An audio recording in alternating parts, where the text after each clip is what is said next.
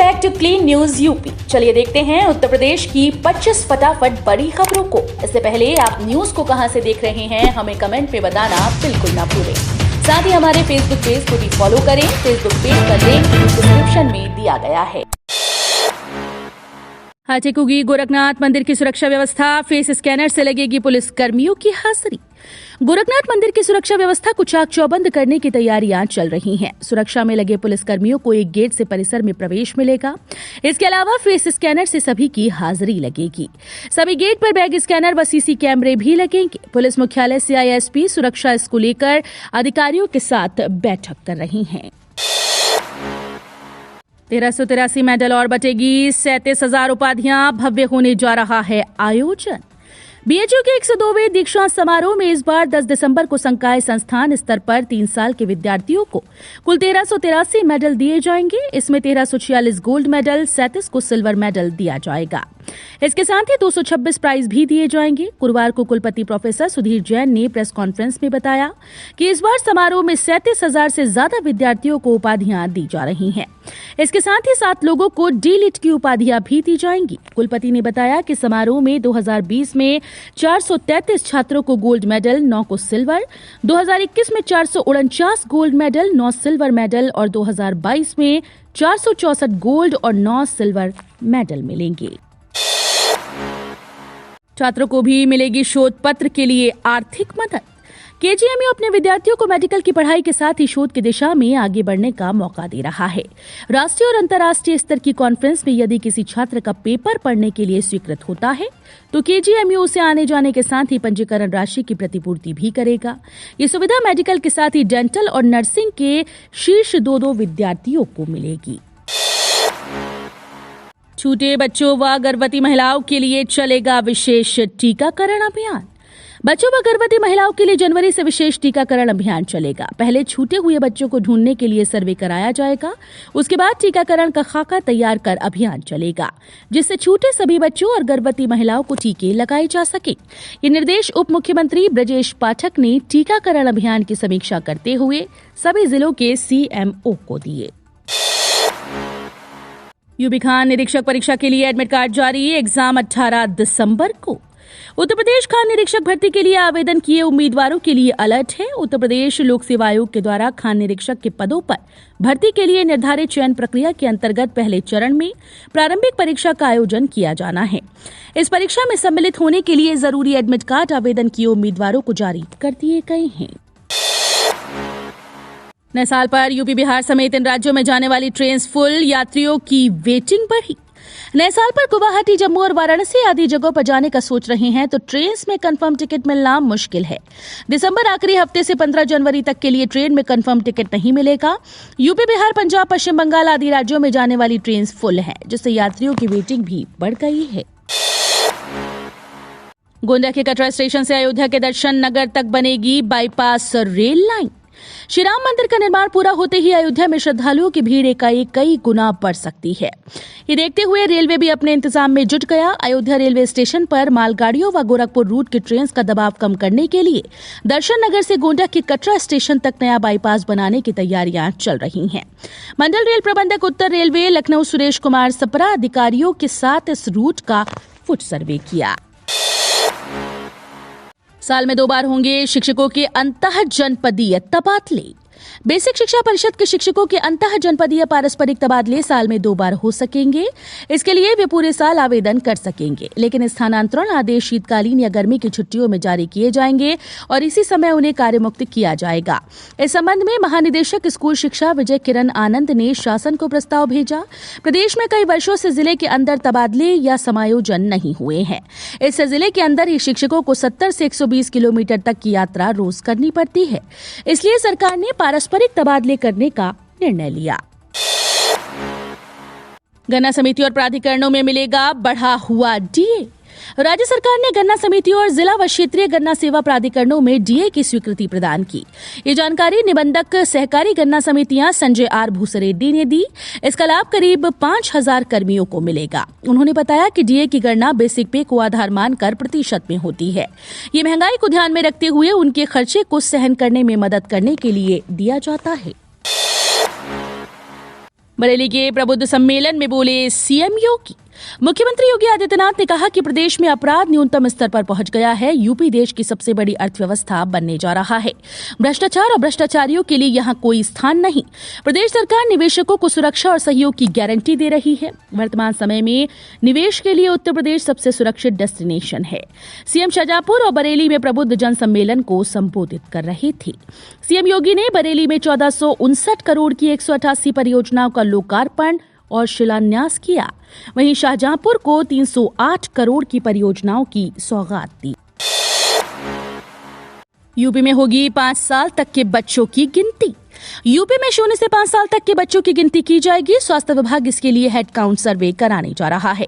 प्रमुख सचिव चिकित्सा और स्वास्थ्य पार्थ सारथी सेन शर्मा ने सभी सीएमओ को इसके लिए आदेश जारी कर दिया। ऐसा प्रदेश में खसरा और रूबेला के साथ ही नियमित टीकाकरण को झर्रे पर लाने के लिए किया जा रहा है। टीकाकरण के लिए प्रदेश भर में जनवरी, फरवरी और मार्च में विशेष टीकाकरण पखवाड़े आयोजित किए जाएंगे। मैनपुरी में सपा की रिकॉर्ड जीत। डिंपल यादव ने रघुराज को 2.88 लाख वोट से हराया। सपा मुलायम सिंह यादव की विरासत मैनपुरी को बचाने में एक बार फिर से कामयाब हो गई। मैनपुरी लोकसभा उपचुनाव में सपा ने रिकॉर्ड जीत हासिल की। डिंपल यादव ने भाजपा के रघुराज शाक्य को 2,88,461 वोटों से हरा दिया। डिंपल यादव को 64% वोट के साथ 6,18,120 मत मिले, तो वहीं रघुराज सिंह शाक्य ने 34.18% के साथ 3,29,659 वोट हासिल किए। इस सीट पर भाजपा और सपा की जोरदार टक्कर थी। हालांकि सुबह से डिंपल यादव बढ़त बनाए हुए थीं। बीआरडी में हृदय के वाल्व, दिल के छेद का ऑपरेशन नए साल से। पूर्वांचल के मरीजों के लिए राहत भरी खबर है। बीआरडी मेडिकल कॉलेज में हृदय के वाल्व और दिल के छेद से पीड़ित मरीजों का ऑपरेशन नए साल से शुरू होगा। ऐसे मरीजों की सूची डॉक्टर्स ने तैयार की। पहले चरण में दोनों बीमारियों से पीड़ित 10-10 मरीजों के ऑपरेशन का फैसला लिया गया। ये ऑपरेशन सुपर स्पेशलिटी विभाग के डॉक्टर्स करेंगे। बनारस बार एसोसिएशन चुनाव, 60 बूथ्स पर होगा चुनाव। 13 दिसंबर को होगा मतदान, तैयारियां पूरी। बनारस बार एसोसिएशन के लिए 13 दिसंबर को होने वाले मतदान की तैयारियां पूरी कर ली गई। एल्डर्स कमेटी के चेयरमैन शत्रधारी सिंह ने सदस्यों के साथ बैठक की। उन्होंने बताया कि 13 दिसंबर की सुबह 10 से 4 बजे तक होने वाले मतदान में 4,901 मतदाता वोट्स डालेंगे। इसमें आजीवन 3,356 व 1,545 पुराने सदस्य शामिल हैं। मतदान संपन्न कराने के लिए 70 सहायक चुनाव अधिकारी और 60 मतबूथ बनाए गए हैं। वरिष्ठ अधिवक्ता दीनानाथ सिंह, राधेश्याम चौबे और सौरभ कुमार श्रीवास्तव को पर्यवेक्षक बनाया गया। नगर निकायों की वित्तीय क्षमता की समीक्षा व संसाधनों का होगा निर्धारण, कार्य योजना तैयार। नगर निकायों में संपत्तियों के मूल्यांकन कर निर्धारण, वित्तीय संसाधन बढ़ाने और विकास की परियोजनाओं में विमर्श देने के लिए गठित उत्तर प्रदेश नगर पालिका वित्तीय संसाधन विकास बोर्ड के लिए कार्य योजना तैयार की गई। इसके तहत इस वित्तीय वर्ष में बोर्ड के द्वारा 118 नगर निकायों की वित्तीय स्थिति की समीक्षा और राजस्व संग्रह के संसाधनों की क्षमता का निर्धारण किया जाएगा। इसके अलावा अन्य कार्यों का लक्ष्य भी तय किया गया। 2011 में गठित बोर्ड की भूमिका अब तक सिर्फ कागजी रही है। रुद्राक्ष सेंटर में होगा स्वास्थ्य मंत्रियों का सम्मेलन। वाराणसी में 11 और 12 दिसंबर को स्वास्थ्य मंत्रियों का सम्मेलन होने जा रहा है, जिसमें केंद्रीय स्वास्थ्य मंत्री समेत सभी प्रदेशों के स्वास्थ्य मंत्री आएंगे। इसके अलावा खबर है कि कार्यक्रम सूबे के मुखिया सीएम योगी आदित्यनाथ भी शिरकत करेंगे। बताया जा रहा है कि रुद्राक्ष कन्वेंशन सेंटर में कार्यक्रम होगा, जिसमें शामिल होने के लिए सीएम योगी काशी आएंगे। पीएमजीकेवाई योजना के तहत सरकार 3.91 करोड़ रुपए की बांटी सब्सिडी। केंद्र ने मुफ्त राशन योजना पीएमजीकेवाई के तहत राज्यों और केंद्र शासित प्रदेशों को अब तक लगभग 3.91 लाख करोड़ रुपए की खाद्य सब्सिडी के साथ 1,118 लाख टन खाद्यान्न आवंटित किया। प्रधानमंत्री गरीब कल्याण अन्न योजना अप्रैल 2020 में शुरू की गई थी और कई बार इसे बढ़ाया गया। सितंबर अंत में इस योजना को दिसंबर 2022 तक 3 महीने की एक और अवधि के लिए बढ़ा दिया गया। योजना के तहत केंद्र हर महीने 80 करोड़ गरीबों को 5 किलो गेहूं और चावल मुफ्त देता है। यूपी निकाय चुनाव को लेकर मायावती की प्लानिंग, बसपा इसी हफ्ते जारी करेगी मेयर। बसपा सुप्रीमो मायावती ने बुधवार को लखनऊ मंडल के पदाधिकारियों के साथ बैठक कर निकाय चुनाव के लिए पार्षद उम्मीदवारों की घोषणा करने के निर्देश दिए। उन्होंने कहा कि जहां भी मजबूत उम्मीदवार मिल रहा है, उनके नामों की घोषणा इसी हफ्ते करने की प्रक्रिया शुरू कर दी जाए। इसके साथ ही मेयर और अध्यक्ष पद के उम्मीदवारों के नामों पर भी चर्चा की। भाजपा के हाथ से गई खतौली। रामपुर में जीत दर्ज करा चुकी भाजपा के हाथ से खतौली सीट छिन गई। खतौली में रालोद प्रत्याशी मदन भैया सीट से विजयी घोषित किए गए। मदन भैया ने भाजपा की राजकुमारी सैनी को 22,143 वोट से हरा दिया। राजकुमारी सैनी विक्रम सैनी की पत्नी है। विक्रम सैनी की सदस्यता जाने के बाद ये सीट खाली हुई थी। मतगणना की शुरुआत से ही लगातार मदन भैया बढ़त बनाए हुए थे। भाजपा की राजकुमारी सैनी भी बीच बीच में मदन भैया को टक्कर देती नजर आई, लेकिन आखिरी राउंड तक मदन भैया के आंकड़े को वो नहीं छू सकी। लखनऊ करेगा भारत और न्यूजीलैंड टी20 मैच की मेजबानी। 29 जनवरी को खेला जाएगा मुकाबला। महज 5 माह के भीतर लखनऊ को क्रिकेट में एक और बड़ी खुशखबरी मिली। मौका होगा भारत और न्यूजीलैंड के बीच टी20 क्रिकेट मुकाबले का, जो अगले साल 29 जनवरी को अटल बिहारी वाजपेयी काना स्टेडियम में खेला जाएगा। ये टी20 सीरीज का दूसरा मुकाबला होगा। भारतीय क्रिकेट कंट्रोल बोर्ड ने बृहस्पतिवार को घरेलू कार्यक्रम का शेड्यूल जारी किया, जिसमें लखनऊ में होने वाले मुकाबले की सूचना है। यूपी महिला टीम बनी चैंपियन। तमिलनाडु को 6-1 से हराया। काशी तमिल संगमम के तहत शुक्रवार को यूपी और तमिलनाडु के बीच 9 खेलों की प्रतियोगिता का शुभारंभ हुआ। काशी तमिल संगमम के तहत आयोजित काशी तमिल संगम फ्रेंडली मैच के पहले दिन उत्तर प्रदेश की महिला टीम ने तमिलनाडु को 6-1 से हराकर चैंपियन बनी। प्रतियोगिता में हिस्सा लेने के लिए गुरुवार को हॉकी और फुटबॉल की टीम काशी पहुंची। स्टेशन पर उनका भव्य स्वागत किया गया। पहली बार कोई भारतीय अभिनेत्री उठाएगी फीफा वर्ल्ड कप की ट्रॉफी। फीफा वर्ल्ड का रोमांच अभी पूरी दुनिया पर छाया हुआ है। इस रोमांच को दुगना करने के लिए बॉलीवुड की अभिनेत्री दीपिका पादुकोण को ट्रॉफी अनावरण करने वाली हैं। वर्ल्ड कप के फाइनल मैच से पहले दीपिका ट्रॉफी का अनावरण करेंगी। दीपिका पादुकोण भारत की पहली अभिनेत्री हैं जो फीफा वर्ल्ड कप की ट्रॉफी को पकड़ेगी।